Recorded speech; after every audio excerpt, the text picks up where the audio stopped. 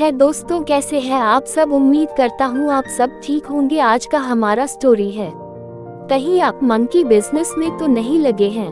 कहीं आप monkey business में तो नहीं लगे हैं। एक समय की बात है, एक गांव में एक आदमी आया और उसने गांव वालों से कहा कि वो बंदर खरीदने आया है और वो एक बंदर के 10 रुपए देगा। चूंकि गांव में बहुत सारे बंदर थे, इसलिए गांव वाले तुरंत ही इस काम में लग गए। उस आदमी ने 10 रुपए की रेट से 1000 बंदर खरीद लिए। अब बंदरों की सप्लाई काफी घट गई और धीरे धीरे गांव वालों ने बंदर पकड़ने का प्रयास बंद कर दिया। ऐसा होने पर उस आदमी ने फिर घोषणा की कि अब वो 20 रुपए में एक बंदर खरीदेगा। ऐसा सुनते ही गांव वाले फिर से बंदरों को पकड़ने में लग गए। बहुत जल्द बंदरों की संख्या इतनी घट गई कि लोग ये काम छोड़ अपने खेती बाड़ी में लगने लगे। अब एक बंदर के लिए 25 रुपए दिए जाने लगे, पर उनकी तादाद इतनी कम हो चुकी थी कि पकड़ना तो दूर, उन्हें देखने के लिए भी बहुत मेहनत करनी पड़ती थी।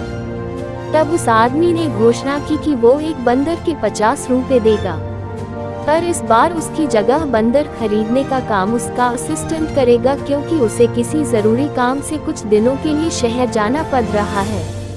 उस आदमी की गैरमौजूदगी में असिस्टेंट ने गांव वालों से कहा कि वो पिंजरे में बंद बंदरों को 35 रुपए में उससे खरीद ले और जब उसका मालिक वापस आए तो उसे 50 रुपए में बेच दे। फिर क्या था, गांव वाले ने अपनी जमा पूंजी बंदरों को खरीदने में लगा दी और उसके बाद ना कभी वो आदमी देखा, ना ही उसका असिस्टेंट। बस चारों तरफ बंदर ही बंदर थे। दोस्तों, कुछ ऐसा ही होता है जब स्पीक एशिया जैसी कंपनी अपना बिजनेस फैलाती है। बिना ज्यादा मेहनत के जब पैसा आता दिखता है तो अच्छे लोगों की आंखें चौंधिया जाती हैं और वो अपने तर्क सांगत दिमाग की ना सुनकर लालच में फंस जाते हैं। जब स्पीक एशिया आई थी तो मुझे भी कई लोगों ने इस ज्वाइन करने के लिए कहा था, पर मैंने ज्वाइन नहीं किया क्योंकि मैं उनके बिजनेस मॉडल से संतुष्ट नहीं हो पाया। और यकीन जानिए, ज्यादातर लोग संतुष्ट नहीं हो पाते।